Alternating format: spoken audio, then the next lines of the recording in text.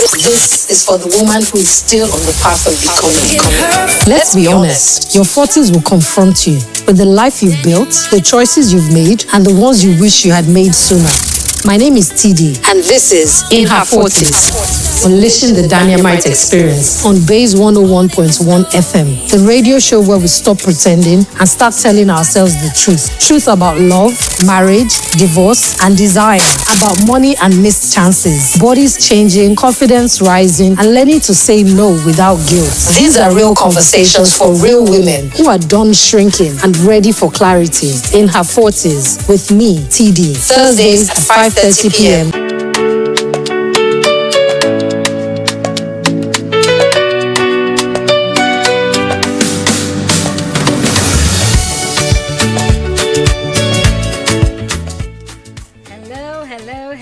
Hello, beautiful people. Good evening and welcome to In Her 40s, the Unleashing the Dynamite Experience. I'm so excited to be here with you guys today. I'm with one of my people.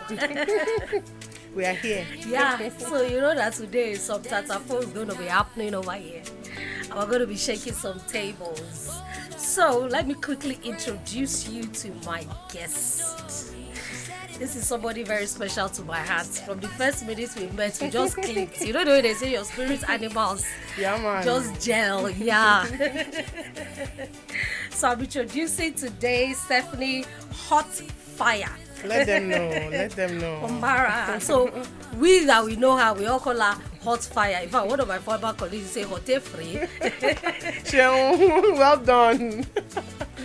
So Stephanie is a global showrunner and creative powerhouse, known for turning bold ideas into culture-shaping experiences across live events, television, experiential marketing, and branded content. She leads high-stakes productions, multidisciplinary teams, and delivers top-tier activations for global clientele with sharp creative instincts and serious execution muscle. Known as the fixer when it has to work, called Hawtfyre. Hawtfyre. That's why the name is Hawtfyre. Hawtfyre. I'll eat your money, but I'll deliver your word. Oh, no. See, 100%. the important thing, exactly. 100%. As we're getting older, I'm starting to realize that pricing is never an issue if you find the right people that appreciate the value you are bringing. Yes. The important thing is bring value. Because regardless, it's the same way, how they say, the same service can be different price points. Exactly. Different people can afford different things. So it's like saying Dangote's driver cannot earn the same amount as my driver. Nah. They are both driving car. Different, but it's different service, different package, different experience. Absolutely. So at the end of the day, if you bring value, you will meet the right clients that would afford, that can afford what you provide and would appreciate it, because some people can afford it but they won't appreciate it, because as far as they're concerned, I've had a lot of those experiences. Yeah, they'll be like, is it not just? Is it not? Yes. Is it not and just? You know, the ironic thing is, from an IP creative, I feel like other creatives out there can relate, right? Yes. People can't measure creativity. Absolutely. And so sometimes they don't see what the value actually is. Yes. Like even formatting, even just an idea, even if it's an activation, even if it's a TV show, just creation alone, you don't know how much it takes, what time it takes, the team it takes. Absolutely. But they think it's just, just writing, but this is time, effort, expenses, all of that going into it. Resources, you know what I mean? So, and in Lagos, we shall not start the complaint. Let's start with positivity before we... At the end of the day, the truth is, I feel like those challenges have shaped us to who we've become. Yeah. Genuinely, the difficult clients, the difficult people in your lives are the ones that actually test you and push you to be better. Because when you have teach you, absolutely. Yeah. When you have difficult clients, sometimes they are unreasonable, quote unquote, but sometimes it's valid.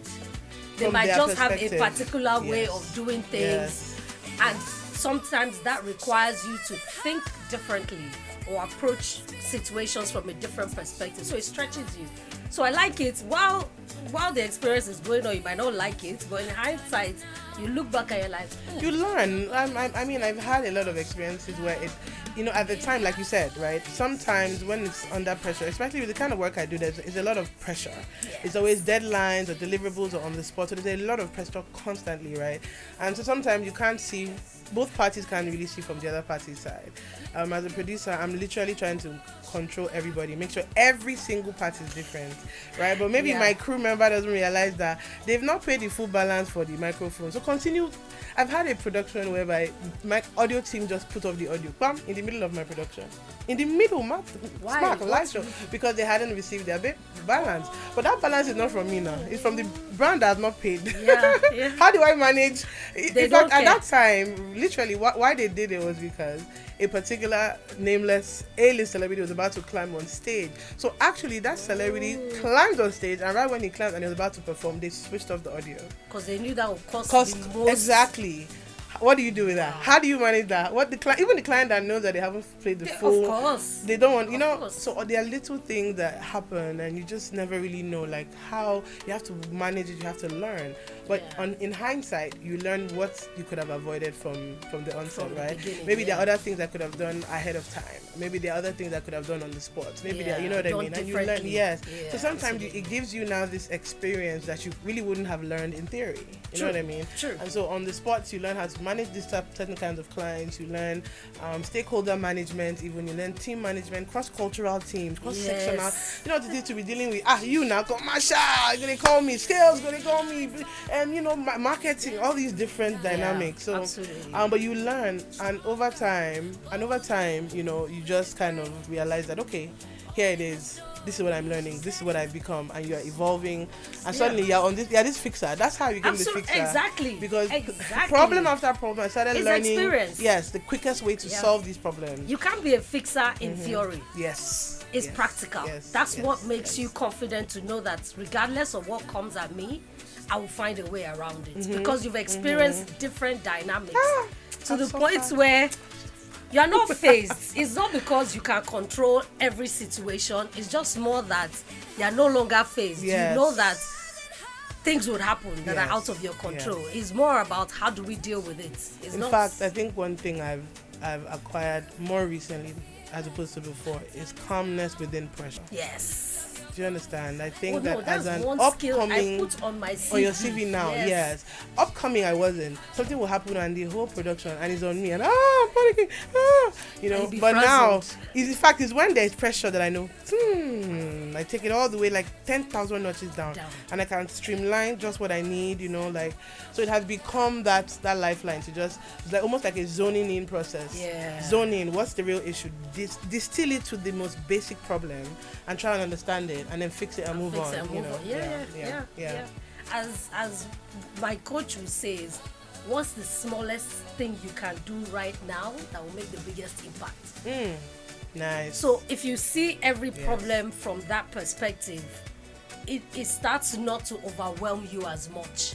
Because more often than not, as human beings, we look at the big picture and it's like, so many things are happening at the same time. But once you just center yourself and be like, okay, you know what, in this whole scenario, what's the smallest thing I can do that will make the biggest impact or the biggest difference, and you roll with it. And the littlest thing can actually make the biggest change. So at the end of the day, this is not 40s, this podcast. This topic, see, to be honest, expose us. Yes, the topic that I wanted us to discuss, if we discuss it on radio at this time, NBC will shut us down. So I say, I know this my human being. Let me keep it safe. So my people, I know, yes, we've been talking about just experiences in life, career growth and whatnot. But actually, our topic for today is female friendships in your 40s. Sisterhood, shade and support. Now, I'll be honest with you. Stephanie had already mentioned to me, she was like, I don't really have a lot of friends, so I don't even know what I'm going to talk about. Like, that's actually a conversation in of itself, because choosing a small circle is part of maturing, it's part of being selective with the people that you surround yourself with. So for me, it's not necessarily about having so many friends, it's more about having quality people around you and knowing what each person can sort of give or what role they play in your life. Because the truth is, you have some friends that, or at least let me speak for myself. I have some friends that once it's time for groove, I know who to call. We're going to have a good time. I'm going to give you that vibe that you want, you know. So it's not a case of, if I take this friend to a party, I have to constantly be checking on them and catering to them. Don't worry, they will blend with the crowd and everybody's going to have a good time. There's some friends like that. They might not necessarily be your confidant friend. They might not be your problem-solving friend. But when it's time for that groove, they are your energy friend, vibe check and all that kind of stuff. But then you have some friends that when you really want to discuss the main nitty gritty. And sometimes those friends are not the ones you see all the time or spend the most time with. But you know that every time you reach out to each other, you can be on the phone for 2 hours just catching up and talking about life and everything else in between. And that conversation, you might not have it again for another 6 months. Yes. But you both know where each other stands in each, so I don't have to constantly be checking up on you or vice versa for us to feel the love, for us to feel that it's a real friendship. There's a bond. Right. Exactly. Right. So sometimes people don't understand those dynamics, and I don't think dynamics change, right? So I also have redefined what friendship means to me, and I think I will even still be redefining. I don't think that there's anything, and maybe this is also coming with aging, right? But I don't think there's anything that I think that I have gotten. What I mean is, I think that everything about me, I think, can still evolve, can still change. As long as we're alive. I feel like today I might decide that I want to be a popular person, and then tomorrow I can still decide I want to be, anything can happen, depending on where you are in life, depending on your situation, right? But I do know that when I was much younger, I do think I thought friendship was a popularity contest. Yes. I think I did approach life like that. And what probably made it tougher for me was, I'm still quite nomadic, but I've been nomadic almost all of my life. My upbringing is probably actually different from a whole lot of people's. So let me put it this way. There are people from Corona School, Papa, that know me. People from Corona School, Ikoyi, that know me. Queen's College, FGDC Owerri, FGDC Sagamu, Last Crouch in America, Virginia in America, George Mason, Durham Tech, North Carolina State, and New York Film Academy. These are just schools that I went to all my life. Wow. And each of these schools, I had a best friend. Now imagine as an adult, these are 8 women who expect I'm their best friend. Yeah. Imagine all the people, and because of that, from a very early onset, I always learned how to enter a room and make a scene to be remembered, right? Because you had to. Some schools I went to only 1 year. For QC, I think I was there for just half of JS2 and JS3. Right, or last year I was there for 2 years. This one I was there for 1 year. That kind of thing. And but I'm telling you, each of these schools, a lot of them I was there for 1 year, 1.5 years. And I don't even think a lot of the people who I know have actually realized that. I only knew them for 1 year, 2 years. Last year I was literally there. That's probably my longest school, where I was there for about 2.5 years. But aside from that, everything was 1 year, 1 year, 1 year, 2 years, 1 year, 2 years, 1 year. Plus that the states was formed. Yes, and then you have to. But because if not, you would also live a lonely life, right? Yeah. But then what became as an adult was that everyone expects this pouring into. I think is what we call it now, right? Yes. And it became impossible. It became impossible for me to what? Yeah. So I know out there that I have several friends who think to themselves, what the hell, Stephanie? What the hell? I'm probably till tomorrow never understood how, but it was like a candle lighting like at 7 edges, and in each school you had your crew. So even if forget the best friend, forget the one friend, you have the crew. There's 8 or 5 girls that are 8 or 5, that's 50. Each person is waiting for you to be their friend because you are that girl who's that bubbly, lively. Thank you. You know what I'm saying? And so across my lifespan, a lot of people it just became, and I think, draining. But there was a flip side to it. I went through a series of losses. One of them was the loss of my father, right? And I think that was one of the biggest punches, right? Because this popular person who had 5,000 friends, I believe my papa almost alone.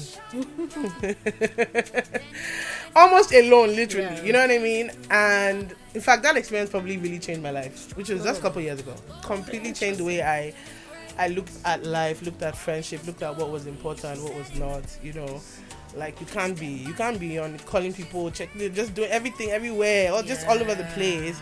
And when it matters, so but then you realize that maybe those little cups that you were pouring into each cup was not enough for them. Because there's a flip side to it that I've also tried to realize on my side. Same way I have my friends in America, but those ones, because we almost raised each other, they understand me better. Because even from then I was nomadic. Even from then I would disappear for a month, a year. I've lived in so many places. So even after school, even now, I'm about to go on one of my other butterfly missions where I'm about to go around for 6 months, 8 months working, you know.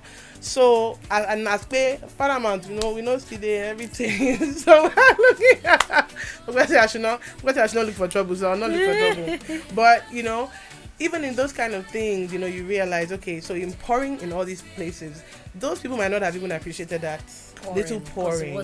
So, but for you, it was actually a lot. Because what I gave, that 10% I gave you was, I had to share myself. Yes, I had to share myself to 10 people. So I gave you 10%, but you didn't realize that it was like 100 from me. You thought it was, you get me? Yeah. And when I repel it back, I look at it too from their perspective, because some of them probably think, but I have so many attachments, you know, so many attachments. Then I got into production. I've worked with 1,000 production crews, whether it be locally in Nigeria, whether it be, people think you remember. Even an editor, I have a gig and one editor feels like, mama, you give this editor this one, because he feels like he's my guy because we work together on this project. But I have 15 of you. So across board, relationships generally, if you are this kind of person who is for everyone, it can end up backfiring on you. True. You know what I'm saying? True. And so that's when I had to start repelling. Okay, no, I have one editor, please. Use one man. Yes, I have one man. I have one cameraman. Yes. In fact, he must divide himself into 3 when he's shooting now. I don't care. I'm not calling anybody else. And I realized that it's just better so that cup is completely filled. I've poured it completely. Now you owe me, I owe you. I'm responsible to you. I'm accountable to you. And now I move through life. I love people generally. I'm a people person, so that's why I'm still able to be butterfly, open, whatever. And so I believe when I meet people, I want to pour into them enough love, and just I'm a giver in that capacity. And it can also be draining for you, the giver, because if you go around doing that too, you exhaust your love, and if you're not giving also that need love, replenishing. And if you don't replenish. Now some people are good because they get replenishment from other places, even maybe siblings or maybe family or whatever. So if you don't have that pouring in, then you can get depleted. True. And so I just think in terms of dynamics of friendship, it's very important to kind of ascertain what's most important to you. It depends on where you are in life, because popularity might be what some people need. True. It might not be closeness. What do you want to know about me? You know, people who say, I beg, you know, come, you know. Some people don't even want to be vulnerable. They just want vibes and vibes. Let's just have a good time. Don't come close. Don't come to see me, you know. And it works for them. True. And so you have to kind of ascertain what works for you and how you want to approach it. If not, you go they look for close sisterhood outside. Meanwhile, they won't use you vibe. Or the flip side is you want to vibe, and they're looking for close bonding. Not everybody wants to bond. True. Some friendships really don't want to bond. It's not about that for them, you know. And if you now point to that, you will just lose out. Waste of time. True. Because to the person, it's almost like too much. Yes. But to you, is sort of maybe what you need at that time. But that person is like, this is too much. What's this now? Yeah, it's like you calling me with your problems, and I'm like, why not on that level, my sister? Like, calm down, kind of. And it's that thing where they say, you know, it's, you're my friend, but am I your friend? Or, you know, that's another aspect of friendship. You know, am I your friend? Yeah. You get what I'm saying? Because you can actually, and I feel like that's even a mistake I think I made sometimes in my past as well. Definitely. And it comes from this same popularity space where because you pour into somebody does not mean that they love that. No. Doesn't mean anything. Some people don't even appreciate the pouring. Yes. Some people don't appreciate it, but to you, you're going out of your way because maybe you like them or they've been there for you at some point, you know. And you know, the thing is, it's so interesting when you spoke about moving around and having different groups of friends. No clue. And just looking at it from that context, for someone like me, who I went to just one primary school, one secondary school, one university, it's always sort of been like I've had some level of stability, but at the same time, I've also always have groups of friends. So on one hand, I get on with like the cool kids. But on the other hand, I have my regular, everyday, these are my real life people kind of vibe. So for me, when I was younger, it was such a struggle because I didn't know where I fit. I wasn't sure if I was one of the cool kids or I was just an irregular babe, girl next door kind of vibe. Because I liked both. Right. The cool kids were the ones that went for the parties. They traveled abroad and stuff, even though I wasn't traveling at that time. But it was good to just be there. Vibing. So we'll go for the cool parties. They're the ones that know the guys in the when I was in QC, for example, they're the ones that have the KC boys as friends. We've probably gone to lesson during holiday and met some guys and all those kind of stuff. They were the in girls, the cool girls. And for me, it was cool to be part of that group. So I feel on one hand, I felt accepted by that group, but I can't lie to you. I also felt a lot more myself with my regular friends. Okay. And that's because I'm a down-to-earth, just regular person, So in those spaces, I could just be myself without having to overly perform or something. Maybe just or step up my game. Okay. So even now, as an adult, I have friends that we're not hanging out if you're not made up, dressed up, and all that shit. No, it's a non-conversation. So I already know if I'm hanging out with this person or this person, I need to come correct. Whereas I have my other friends that were cool in my boo-boo and my jeans and t-shirts kind of vibe. So I like both dynamics, but at the same time, it sort of makes me feel like which one am I? But I think you're all. Exactly. As I got older, I started to realize that they're not necessarily separate people. They're all the same within one. Look, me, I have all categories of friends. I mean, even down to what people may call lady of the night. Of course. And these are my homies. It's not like I can spend a night at her house. I don't, and I can tell you for a fact that all these different friendships that I have taught me something in some capacity. Absolutely.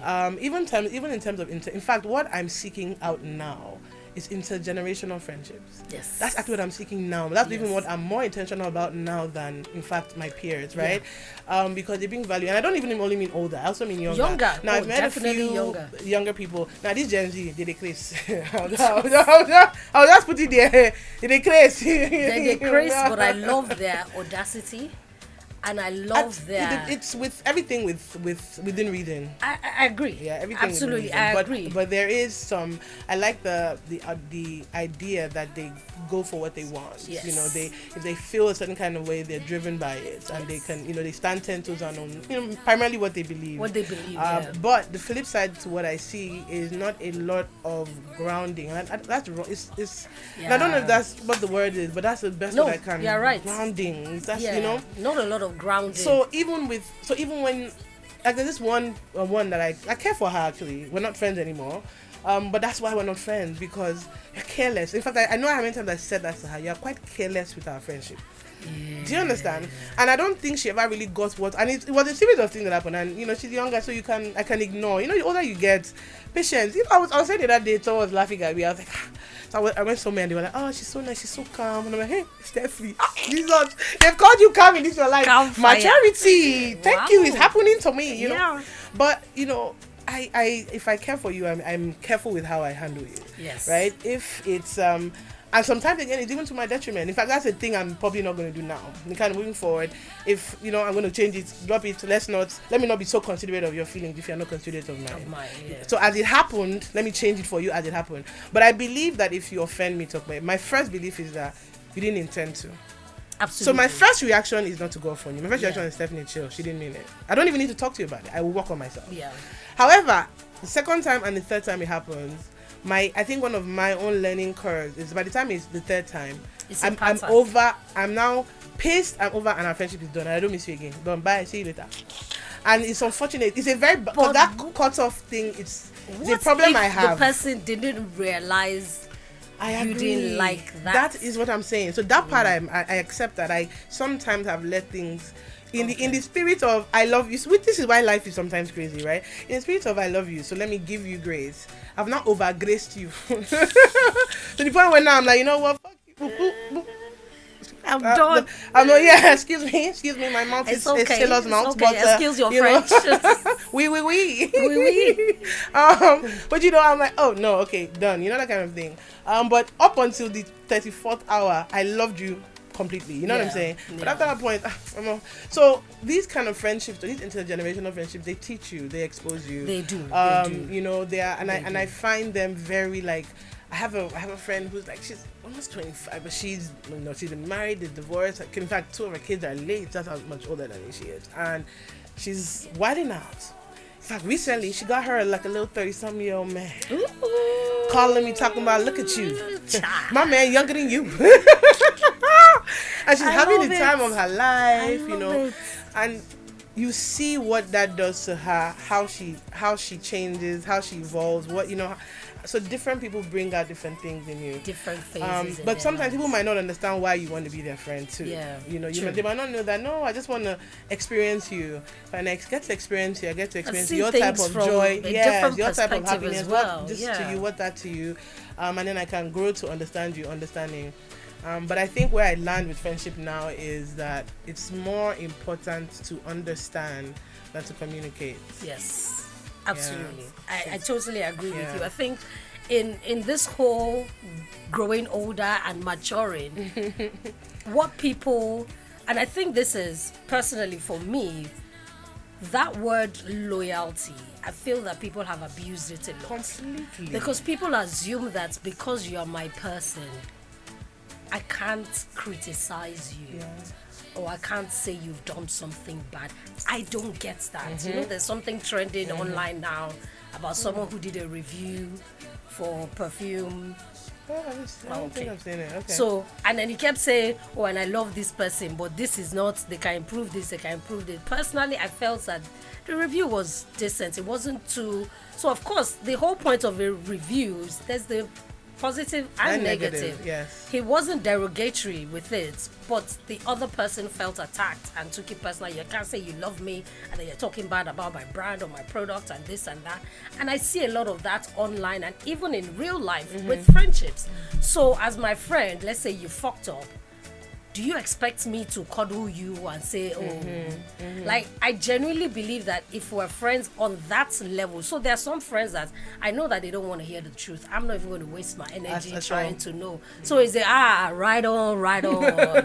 Yeah, that's all you want to hear because you've made up your mind that this is it. Right. There's nothing I'm going to tell you. Anyway, so it's right on. But if I feel like we have that kind of friendship that we can be honest with each other, then you should understand that whatever I say, while you might not agree with it, you should also understand that it's coming from a place of love and also understand that it's coming from a different viewpoint. Yeah. But people are quick to be on the defensive instead of just taking what has been said. Said. So even think on it a little bit before you react. So that's why I said the thing about understanding and communication, right? There's a flip side to how you communicate certain things and how you want the person to understand it, right? So now, in fact, it even still goes back to what I was saying about the Gen Z. I was saying to someone the other day, like, how it's so weird that they say that they're the most outspoken, but ironically, if you don't agree with what they agree with, somehow it's hating. It's not just a contrary opinion, right? So it's the weirdest thing because that is what everyone associates with this Gen Z era now, with audaciousness, speaking out. But the flip side is if you don't speak, if you're speaking out is not within the confines of what they still think is okay, then you're a hater. But no, really, your makeup is a lot. But no, really, that doesn't look good on you. But no, really, this could improve. Is not appropriate for this situation. So, so it's not like you look gorgeous. There was a video I just saw it recently with this girl on. She has on this black dress and it's very exposed and her thighs are out, whatever. And she's bad. Her body's bad. A shout out to however she is. Her body, but that dress that you wore, no, it wasn't something that you would wear like that. You could wear it out with a date with your man where you guys are intimate alone. Maybe somehow if it's Valentine's or maybe even go on vacation. Like there's no one's saying don't wear it. It's just a time and place. And I am inappropriate. In fact, I think I dress inappropriately for my age. Everyone says, but this is my blonde hair, but this is my half of them will be thinking I'm one small. No, honey, I'm a cougar. Well, I've been cougaring for a while. Yeah. So, you know, we're just confident. And if I can say it's inappropriate, honey, you might just be slightly inappropriate. Exactly. So I think it's just but the thing about taking feedback is a bit difficult generally, especially if you wanted positive feedback or if you expected like, okay, everything will go your way or whatever. I think that I think her name is Joyce or something. She's a influencer. She even actually posted something the other day, and I read the comments, and it was something about, if you can't chill with someone that is not my friend anymore, something, you two are not my friend. Or there was the way she worded it, but it was that concept. People, and so I was reading I was reading the comments. There are two sides to it, because some people were saying more so like, okay, I won't cut her off. She's also my friend. If you guys are fighting, why would I get involved and get into your fight? And there's also the side of people like, no, you must stand your ground. Who's wrong, right? So I don't know. I feel like even with those kind of situations, now me, I'm in the middle. I hate that middle thing. Yes. By the way, Yes. I hate that middle thing, and I've kind of seen that it's happened quite a few times, right? But what I think happens is, no matter what, there's always a loyalty to one side. Yeah. And that's just where, so if your friend was wrong, I just feel like people will now tend to just not want to say anything. That's why you don't want to really say, to keep the peace. Yes. But if it's your person that was right, then you'll stand very vocal, and all that. But it depends on closeness. I don't know, I just really think friendship evolve because of how that word is evolving to me personally. Yeah. The meaning of it, who it is, what it represents. Even we were talking about earlier about female to male friendships. Yes. Funny enough, we were talking about that. Yeah. And I wanted to say, but I didn't say it because I wanted to say it here was, for the longest too, I had been a person who was primarily, male friendships were easier than female friendships. But when if I'm stressed, come on, help me do. Yeah.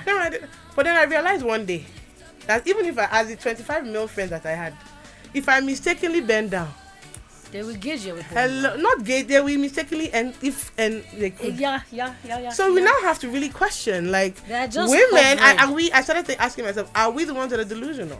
Really? Because a lot of women be like, oh no, Tunde really loves me, he's my guy. No, because to be honest, we are selfish because we're benefiting.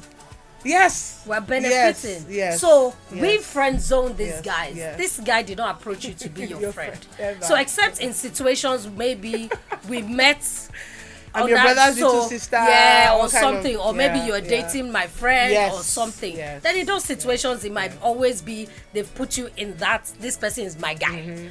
But other than that, this guy probably approached you because maybe he found you attractive or he liked your vibe.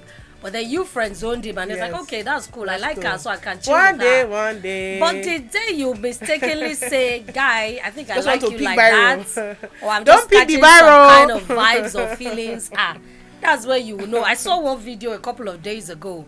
It was one of all these dating show and the guy was talking about having guy friends, and the lady was like, yeah, she does have guy friends, and she thinks that they have her back and whatnot. The guy was like, oh, you know what? I want to prove something to you. Call one of your closest guy friends. Yes.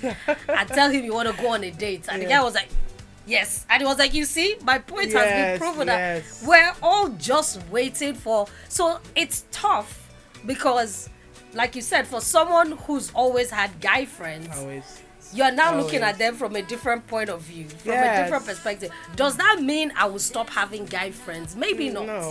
But the truth is, because you can't really. Yes. I also have to now respect that they're probably compromising a lot to stay friends with me.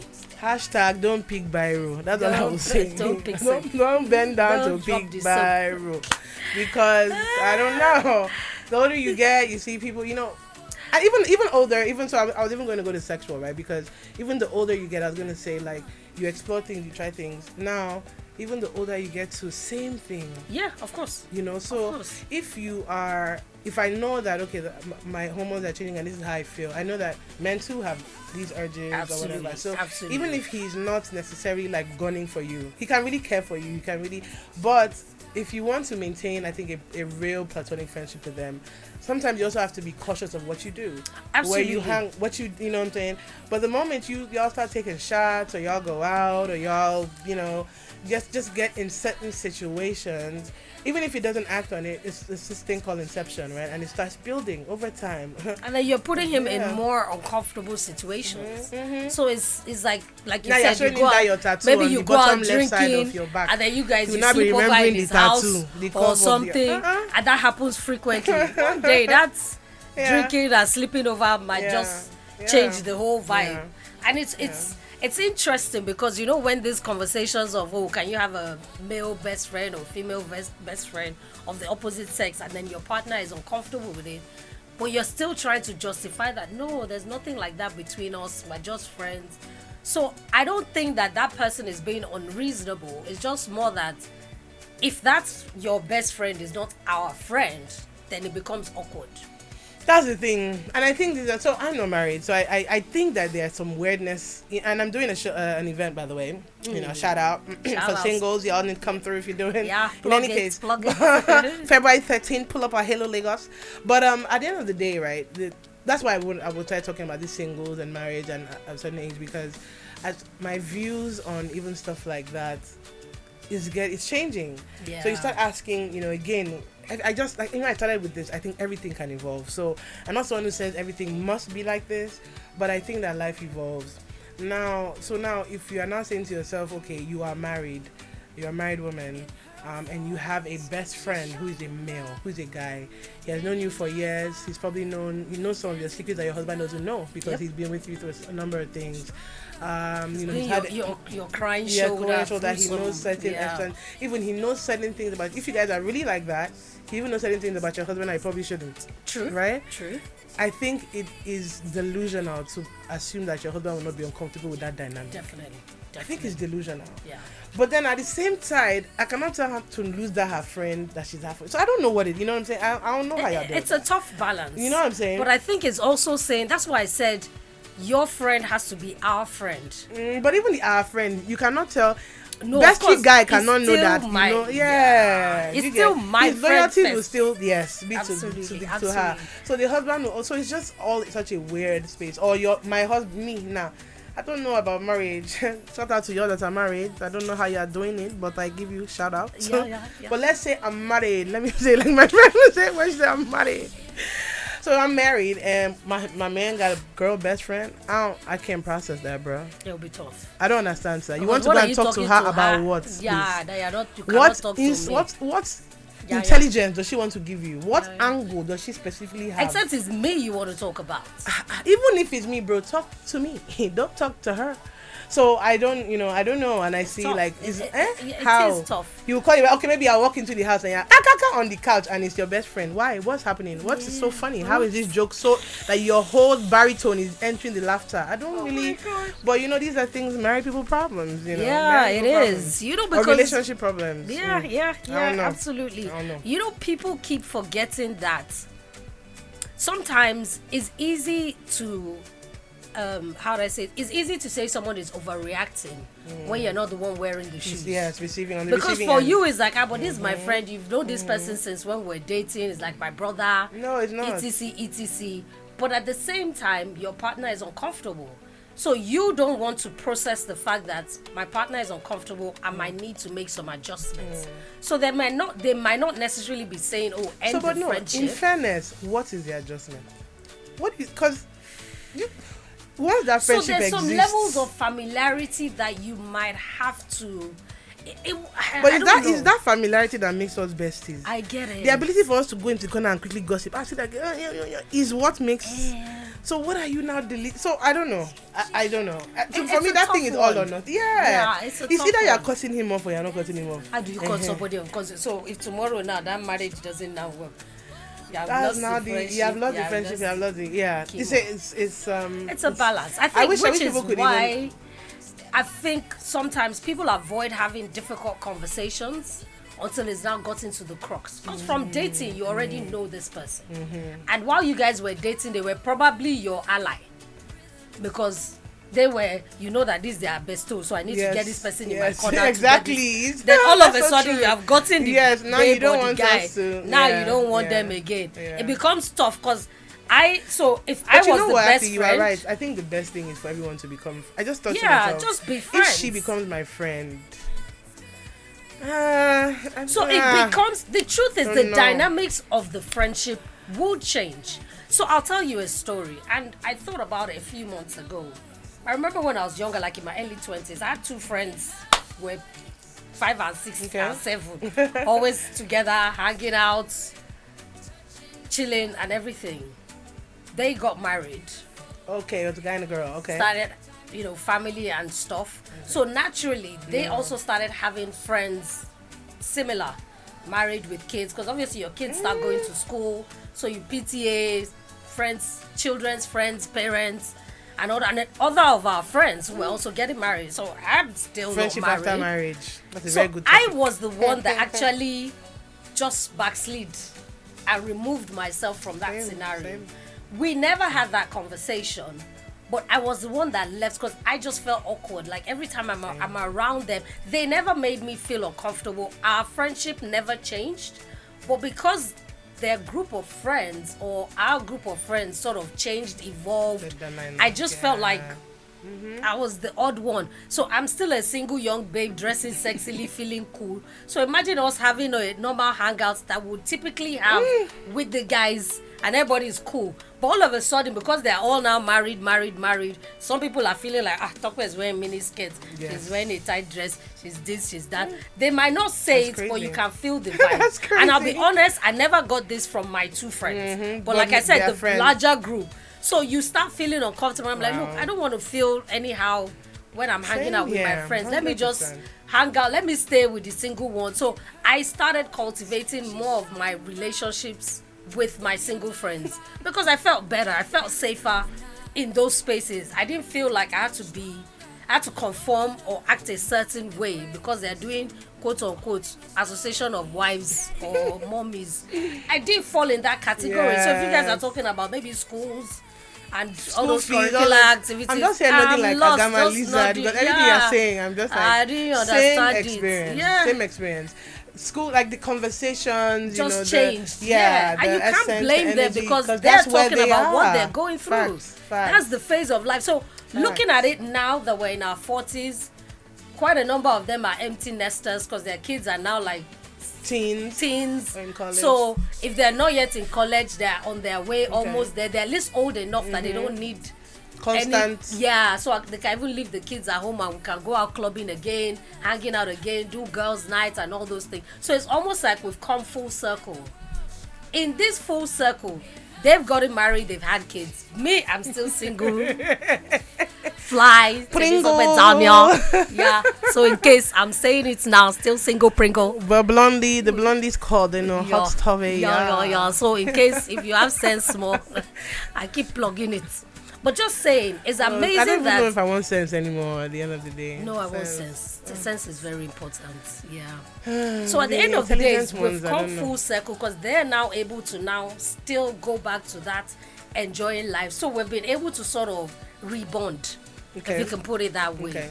So that's why I said we never really had the conversation. I know they might have wondered once or twice, like, why is Tokwe avoiding us? Why is she no longer, But we just never spoke about it. And I never thought about it that I did that.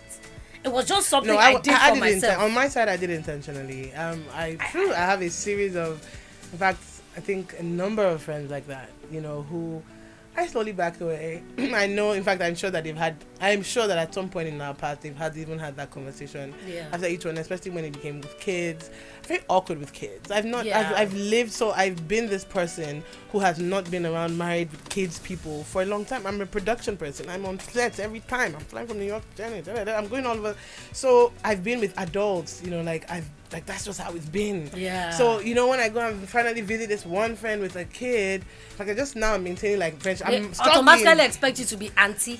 Yeah. And I'm like, get your little nugget away from me, man. I don't want to touch him. He stinks. He got spit coming out his mouth. Get him away from. But it's not. That mothering thing. Maybe I've also waited a while to start being, because I don't even have like little ones. I don't have younger ones. What I'm saying. So I'm not around kids. I'm not around babies. I'm not around. And so there was even this expectation of, because that's an extension of you. So in fact, it's one of my friends in America who sat me down and broke it down to me. And when she did, I did understand it slightly differently, because I'm not in that space, girl. Yeah. It's not something that comes to me naturally. But it's an extension of her. And if you care for me, you care for my offspring. So the only way I can care for your offspring is still through you, honey. That's what you're going to have to understand from me. I don't want to have nothing to do with your kid, nigga. I can send you some money. You need some school fees. Let's go have fun this year, baby. But I might not be the one to offer to babysit I'm not going to kids. Yes, I don't want. I can. He's nagging. Help you plan a nice party for them. What do you want? Anything else? Contribute and everything. I get what those you mean. Those things were not part of me. Part of me on what I learned over time. And even in, like I said, in these friendships, when I come around, the things that you want to talk about are more skewed towards that. I want to talk more about my career. I want to know that, okay, about life, someone, what's on, like, so the conversation that you are leaning towards, the vibe, even like you said, even the dressing. So the dressing was definitely, in fact, a thing. That was one of the first things, was I'd come around, and in fact, some of them, when I would go out, I'd see maybe like their partners out. Because, you know, in this part of the world, it's only the husbands that go out, the wives. So I'd go out and I'd see them. And then, you know, it even became a thing where I had several moments where several people that I knew, I would see their counterparts in places where I have business there. I'm single. It doesn't even matter if I'm the one that is whatever. I'm available. Yeah. But you are betrothed, but you're here. And he put me in certain places where, okay, I'm not going to come to you about you. You know what? I ain't going to deal with y'all. I ain't going, bye. No, even you or him, I'm not talking to anybody. So they will now come and say later, oh, Stephanie was there. She didn't tell me when you don't care about me. You didn't. No, I didn't. Because even if I came and told you, you wouldn't have taken it. Yeah. Because it's difficult. People don't know how to manage. Sometimes people don't know how to manage information. Yeah. And I've learned to give information to people based on how they can manage it. It's the same thing when we're talking about when you're being honest with someone. Some people don't want honesty. Mm-hmm. So there's no point. Instead of creating unnecessary Someone even friction, said to me that, no, Stephanie, most of the wives already know. But when you come and tell them, you make it real. Yeah. And now they have to act on it. But they've been ignoring it before. Yeah. So let them ignore their pain in peace. Let them stay. Because for them, it's almost like you pull off that mask that they've been wearing in your presence. Yes. So they know what they have. But they don't want the people around them to know what they have. Mm-hmm. So it's like, he's my idiot, he's my this, or she's my this. Exactly. But you don't want other people to see them in that way. Just continue to see them as this cool guy or cool babe or whatever it is.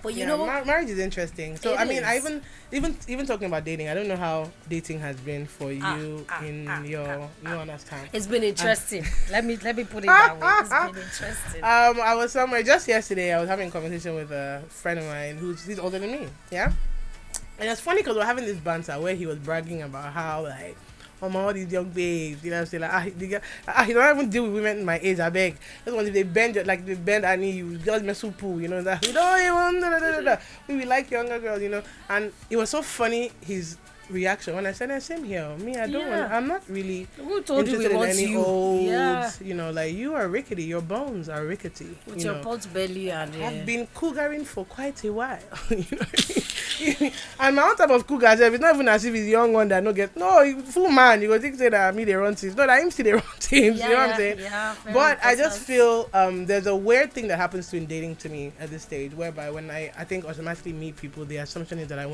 looking for a husband, right? Yeah, it's such single. A dangerous because I'm single and I'm the age that I'm at, and it's such a dangerous mindset for I think a lot of guys to have, because it diminishes what we could have actually enjoyed. Because no, I don't want to marry you. It's the last thing on my mind is to marry you. In fact, I think I'm going to have to be convinced that's where my future is going. So no, what I wanted to do was, again, just like I said with friendship, I just want to experience you. I want to see that you can bring out a happy version of Stephanie. You can bring out a sexy version of Stephanie. You can bring out a soft version of you can. So you're here talking about, do you cook and clean? What? Am I auditioning? Like it's so weird how. So even dating, I was saying this to my girlfriend yesterday that in Lagos, I don't think we date. I think when people are together, it's just knacks. So the person you're with is just knacks. But getting to know each other, there's no. It's just knacks. It's just you know what I'm saying. We've stopped that whole courtship. Talking stage. And I was asking someone the other day, what's talking stage? What is that? What is that? That was something that was created. We didn't have talking stage now. No, when we have talking stage. Well, when we were younger, we had toasting. Toasting is not talking stage. Toasting, they are toasting you. Talking stage. I told someone the other day. In fact, where were we? Oh yeah, I remember where I was. Someone had a thing and we went there, and most people there were mature. And someone said, in our generation, we were raised with love. I even said to him that, if they did not write you 7-page paper letter, don't talk to me. What are you Have they written you a letter before? If they don't come to your house and drop notes to to say, from Stephanie, I love you. To Ikeja. Your eyes are like a diamond star in the sky. This is how they raised me, how they toasted me as a child. Then you're telling me where you are. There were boys that were cool just because they were the ones that wrote the letters for their friends. Yes, exactly. Yeah, because they know that it's your hand. My brother was one of them. One of my brothers, his handwriting was fine, and he knew how to write the lyrics. Cursive. So yeah, one so I really love Valentine's Day, oh, everybody's coming to drop their cards. He's the one that's going to sign. Oh my God, I just remembered. Shout out! I won't say your name so that they will not know. But he was my. I was in high school now. But he's still one of my ones I think of in high school because the boys were romantic. People were romantic. They made effort. You knew that he liked you. See, I went to an only girls' school. Guys would come. They know it's not allowed. They will find a friend, a sister, a cousin, just to be able to get into the school. So, because we had day students and boarding students, those of us that were in boarding, if you managed to have a val, they will come closing time as if they've come to pick up their sister or their cousin, find someone to go and call you so that they can give you the gift. That's effort. And I think that's what's lacking in today's dating scene. So for me, I'm always so unimpressed. Because it's almost like... I said again, let me repeat myself you like me, for the audience to hear me well. Somersaulting. And see, if you have not given somebody a 7-page letter, don't talk to me. Oh, don't tell me. Now people text me, where WYA, WYS. Where you at? Wow, just what 3 letters to tell me that you like me. WYD. Even good morning, you see GM. I'm like, who the fuck do you think you're talking? Excuse my friend. Like, who are you talking to? What's GM? Yes. The effort is really not like, there. And it's so easy. This time around, it's auto-complete on the phone. Like, the text just completes itself. You don't even have to type out the whole thing. And I think there's a lack of realization that... So that effort is actually what is the... That's what makes the difference. That's what makes me get attracted to you, because I've seen that you like me this much, to show me to do to this, make effort. Exactly. And it's like, and it's the littlest thing. So I'm doing this thing. Shout out again, February 13th Singles Tribunal. I had a conversation and we were talking about. So I had a guy who was married and he was talking about it. And one of the things that he said was, he was like, back then men, would love their women and they would show, but now men are with women who they can afford, not women that they love. Yes. In fact, it's one of the quotes I put in our promo video, right?